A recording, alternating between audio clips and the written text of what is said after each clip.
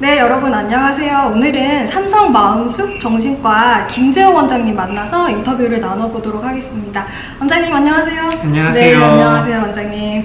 네, 이렇게 원장님을 만나뵙게 됐는데 일단은 제가 늘 원장님들 만나뵐 때마다 드리는 질문 중에 하나가 이 병원 이름을 왜 그 이름으로 지으셨는지에 대해서 좀 여쭤봐요. 네. 그래서 또 많은 분들이 근데 좀 병원 이름에 숲을 넣으시긴 하시더라고요. 근데 원장님께서도 숲을 넣으셨는데 특히 마음숲이라고 또 이름을 지으셨어요. 네, 그래서 어쩌다가 이렇게 또 마음숲이라는 이름을 지으셨는지 궁금합니다. 이 질문이 제일 어려운 것 같아요. 이제 처음에 병원 이름 지을 때 이런저런 생각 되게 많이 하거든요. 네. 그래서 그 생각들 중에 이거 말하기 괜찮겠다 싶은 거는 네.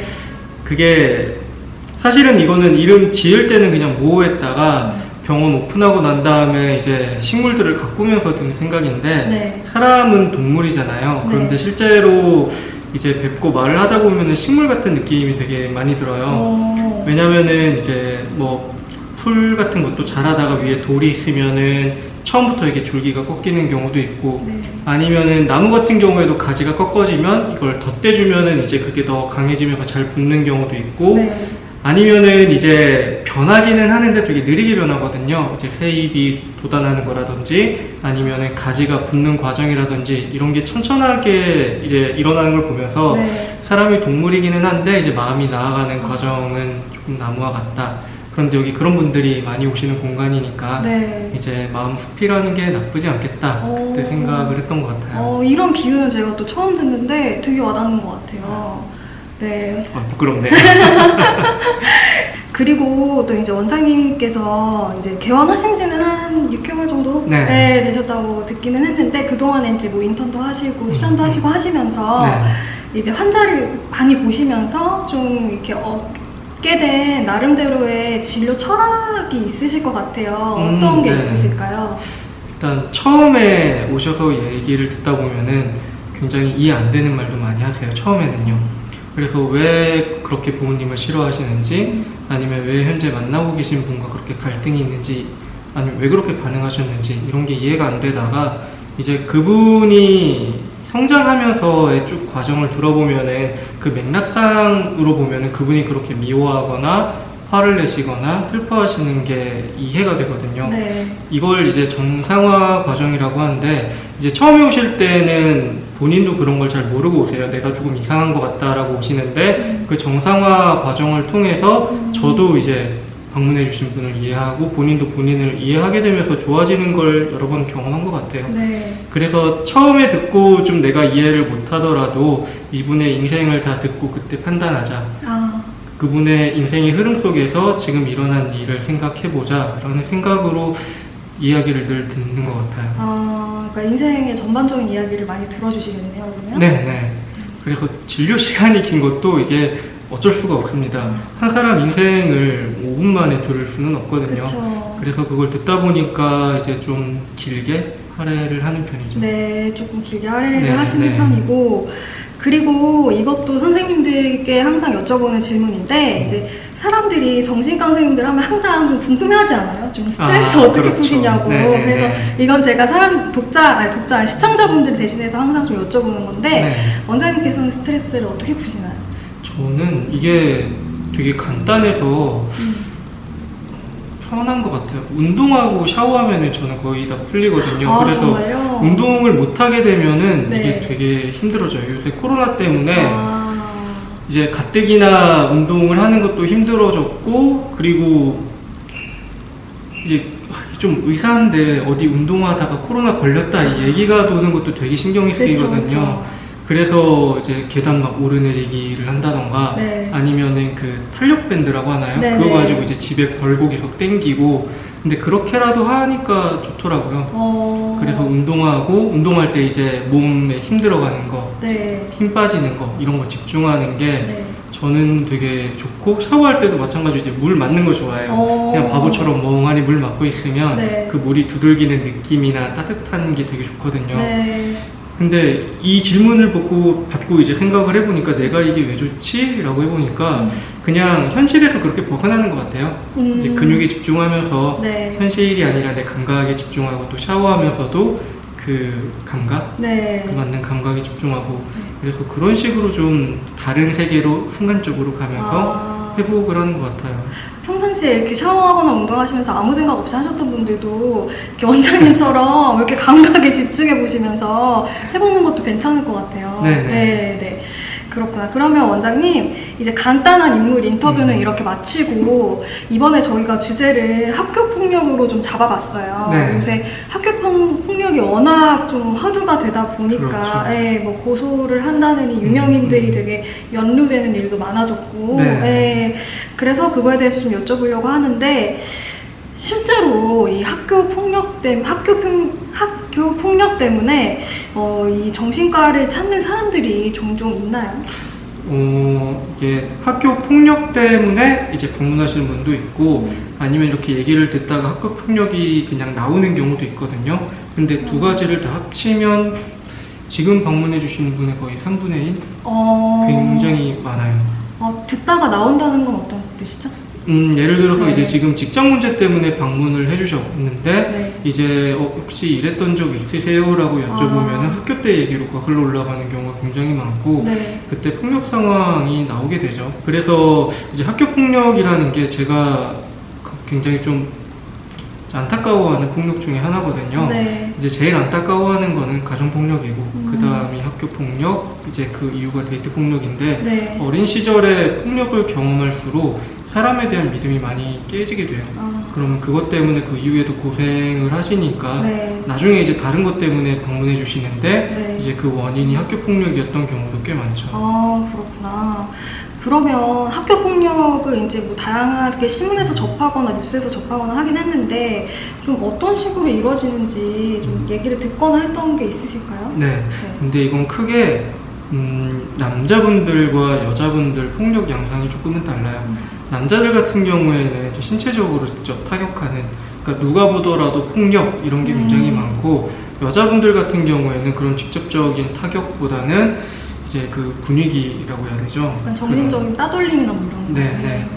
그래서 그 두 개가 다 각각 고통스럽기는 한데 이제 정신적인 부분에 한해서는 그 여자분들의 그런 것들이 더 영향이 길게 가더라고요. 이게 어떤 의미냐면 남자분들 같은 경우에는 나를 때렸다 안 때렸다, 욕을 했다 안 했다로 폭력 상황과 아닌 상황이 구별이 돼요. 직장에 가더라도 이제 다른 직장을 다니는 동료가 나를 때렸는지 욕을 했는지 여부로 내가 폭력을 당했구나 아니구나를 쉽게 구별하는데 이제 여성분들이 자주 겪는 학교 폭력 방식은 너무 은연중이라 내가 폭력을 당하는지 안 당하는지조차 그게 애매해져요. 그러면은 내가 폭력을 안 당하는 상황에서도 폭력을 당한다고 이제 오해하실 가능성이 굉장히 높고 이게 스트레스가 되는 거예요. 폭력을 당하는 상황에서 폭력을 당한다고 인식하는 거는 문제가 없거든요. 근데 내가 당하는 상황이 아닌데 당한다고 오해를 해버리면 인간관계가 다 무너지게 돼요. 왜냐면 나는 상대방을 가해자로 보잖아요. 그러면은 당연히 상대방과 거리를 둘 텐데 상대방은 그게 폭력이 아닌 상황들도 있죠. 그럼 이 사람 입장에서는 쟤 왜 저래가 되는 거예요. 그러면 결국 거리는 멀어지거든요. 그러면 이분 입장에서는 그 폭력이 재현이 된 거죠. 그래서 이제 경중을 따지기가 좀 모호하기는 하지만 조금 더 인생에 길게 영향을 주는 건 이제 여자분들이 경험하시는 따돌림의 가능성이 좀 많은 것 같아요. 근데 좀 새로운 개념인데요. 내가 실제로 학교 폭력을 당하는 게 아닌데 그렇게 인지를 하고 있는 상황도 있다. 그럼요. 이제 그 발표 불안 생각하시면 조금 더 편하실 것 같은데 발표 불안 같은 경우에도 몇 가지 포인트가 있지만 가장 심한 건 내가 발표를 할 때 사람들이 나를 보는 시선이 굉장히 중요하거든요. 그래서 나를 잘 아는 사람인지 아니면 전혀 모르는 사람인지 시선의 개수가 얼마나 되는지 이런 것들이 영향을 주는데 사실 그 시선이 의미가 없는 경우가 되게 많아요. 발표 들을 때 우리도 멍하니 듣잖아요. 그런데 그 시선을 내가 나를 평가한다고 해석하는 순간부터 불안이 올라오는데 폭력도 마찬가지 개념인 것 같아요. 학교 폭력을 당하면서 수많은 시선들을 경험하시거든요. 그게 직장에서 재현이 되는 거죠. 그러면 학교 폭력을 당하면 보통 어떤 증상을 호소를 하나요? 이게 연령별로 또 그 폭력을 당한 기간별로 굉장히 달라지는데 연령으로 비교를 하면 초등학교 저학년은 우울이나 그런 개념이 없어요. 그리고 좀 불안하다 많이 얘기를 하고 네. 초등학교 이제 고학년으로 갈수록 우울하다라는 표현을 사용하기 시작해요. 사람이 모호한 감정은 다 불안하다고 표현하거든요. 네. 그런데 그게 성인이 되면서 조금 더 이제 섬세한 표현을 쓰는 거죠. 네. 그래서 우울하다라고 표현을 하고 네. 중고등학교로 넘어가게 되면서는 이제 그 우울과 분노가 같이 나오죠. 아, 우울과 분노요? 네. 우울은 학교폭력을 당한 나 자신에 대한 우울이고요. 네. 분노는 이제 상대방에 대한 분노거든요. 네, 네. 그래서 중고등학생이 되면 이제 그런 개념까지 적용이 되면서 본인 감정을 그렇게 조금 더 섬세하게 표현을 해요. 성인이 되면서는 이제 마찬가지예요. 중고등학생과 똑같이 표현을 하시지만 네. 이제 하나 더해지는 거는 약간 좌절감이죠. 아, 왜냐면 학교 때는 내가 아프다라고 주장할 수가 있잖아요. 네. 근데 성인이 되면 예를 들어 직장에서 폭력 상황이 생겨버리면 아프다고 주장을 못해요. 그쵸. 직장을 잃으니까. 네. 그래서 억울함이 강하게 들어오고 네. 이 억울함 때문에 이제 우울감을 더 심하게 느끼시게 돼요. 그렇구나. 근데 아까 그 중학교 이상으로 올라가다 보면 이제 분노도 생긴다고 했는데 네. 그러다 보면은 뭐 당연히 엄마 아빠랑도 관계가 좀 틀어질 수도 있을 것 같고 네. 심지어 뭐 비행으로 이어질 수도 있을 것 네. 같기도 한데 어떨까요? 그 분노라는 게 네. 학교 폭력을 당한 이제 피해자 입장에서는 총 3가지 정도로 나뉘어요. 하나는 나를 가해한 사람, 이건 당연한 분노죠. 네. 그 다음 다른 하나는 이제 교사에 관한. 아무래도 선생님은 학교가 이제 직장이시잖아요. 네. 그렇다 보니까 그 직장을 다니는 사람으로서의 취하는 그런 조치들이 있어요. 그런데 그런 조치가 피해자가 보기에는 만족스럽지 못한 경우가 대부분이고 그런 선생님에 대한 분노가 생깁니다. 다른 하나는 부모님에 대한 분노예요. 부모님도 당연히 내 자녀지만 현실 속에 있는 하나의 인간이잖아요. 네. 그렇기 때문에 이 사건을 완전히 파헤치는 것을 추구하시는 분도 있지만 네. 적당한 선에서 타협하시는 분도 있어요. 그런데 이 적당한 선이 피해자가 보기에는 적당하지 않은 경우가 대부분이죠. 네. 그러면은 이제 그 분노가 부모님께 쏠리는 경우도 꽤 있어요. 부모님 입장에서는 이제 당연히 자녀를 위해서 설득을 네. 하는 거고 이제 이런 식으로 중재를 해주는 건데 자녀 마음은 또 그게 아니라면 갈등이 생기죠. 그래서 늘 학교폭력 상황에 대해서 말씀하시면은 확인하는 게 부모님 반응이에요. 당시 부모님이 어떤 식으로 반응을 해주셨고 네. 이제 그것을 당신이 어떻게 느끼셨느냐 네. 이걸 꼭 확인을 해야 이제 현재 일어나는 그 우울이나 불안 네. 같은 거를 이해하는 데 훨씬 수월해요. 그럼 부모님의 대처가 되게 좀 핵심적인 역할을 그럼요. 할 수도 있다고 볼 수 있겠네요. 네.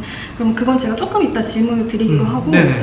학교폭력 때문에 트라우마를 좀 겪는 경우도 있다고 하잖아요. 네. 아까 성인이 돼서도 이제 네. 트라우마로 남아있다고 하셨는데 이게 좀 얼마나 극심할 수 있는지 좀 궁금하거든요. 이게 학교폭력의 정도와 기간에 따라서 조금씩은 다르거든요. 정도가 약하고 기간이 짧으면 보통 한 학기 정도 고생하시다가 이제 잠깐 쉬고 돌아서 회복하시는 경우가 꽤 많아요. 네. 그 방학이라는 게 있는 게 좋은 이유가 리프레시가 되는 거죠. 네. 다른 친구들도 이제 인간에겐 망각이라는 축복이 있기 때문에 잊고 다시 그런 일이 없었던 것처럼 지낼 수가 있는데 이 학교 폭력의 기간이 이제 한 학기를 넘어서게 되면은 그 학교가 끝날 때, 예를 들어 중학생이라면은 그 중학교가 끝날 때까지 고통받는 경우가 꽤 많은 것 같아요. 이제 가장 안 좋은 경우는 학교 폭력인 상황 자체를 부모님에게 알리지 못하거나 아니면 선생님께 알리지 못해서 그냥 본인이 가져가시는 경우가 이제 성인기까지 그게 유지가 되더라고요. 네. 그런데 이게 이제 2가지 의미가 있는데요. 하나는 내가 힘든데 다른 사람에게 말을 못하는 상황이라는 것 자체가 되게 이상한 거예요. 왜냐하면 집에서 부모님이 이제 나를 신뢰하고 내 얘기를 들어줄 수 있는 상황이라면은 아이도 편하게 얘기하거든요. 근데 애초에 그 상황이 아니기 때문에 부모님에게 얘기를 못하게 되고 네. 부모님에게 얘기를 못하기 때문에 아무에게도 얘기를 못하게 되는 네. 그 2가지가 이미 전제되어 있기 때문에 네. 학교 폭력이 길게 이어진다는 것 자체가 굉장히 정신적으로는 안 좋은 상황인 거죠. 폭력 자체도 안 좋은 거고 네. 그 배경 자체도 이미 이 친구를 조금 위협하는 네. 이 친구를 보호해 줄 수 없는 그런 상황이라는 의미기도 합니다. 근데 최근에 이 학교 폭력으로 좀 약간 극단적인 선택을 한 사례도 있었는데 보면 네. 부모님들이 그 상황이 갈 때까지 전혀 모르시는 상황이 꽤 있더라고요. 네. 네네. 그래서 그 언론에서 가끔씩 이제 그 학교 폭력과 자살 그리고 그 부모님의 인터뷰 이런 것들을 보여주시잖아요. 그래서 그런 걸 보면 생각을 많이 해요. 일단은 부모님이 모르셨다는 것까지는 그래 알겠다. 근데 과연 그러면 왜 말을 못했을까? 이제 언론 인터뷰라는 게 늘 편집이 되고 이제 사람도 카메라 앞에 나오게 되면 다른 말을 하게 되잖아요. 네. 그래서 그 뒤에 어떤 이야기가 있을지 궁금해지는데 네. 그래도 그 진실이 나오지는 않죠. 그쵸. 하지만 안타까운 건 마찬가지예요. 저 친구가 네. 이 얘기를 이제 말할 수 있는 대상이 한 명이라도 있었으면 네네. 자살까지는 갈 수가 없거든요. 네. 그러면 지금 계속 부모님의 역할에 대해서 좀 얘기가 나왔는데 네. 그럼 부모님은 그 자녀의 학교 폭력에 대한 대처 혹은 네. 뭐 예방을 위해서 어떤 노력을 좀 해야 되는 건가요? 저는 무조건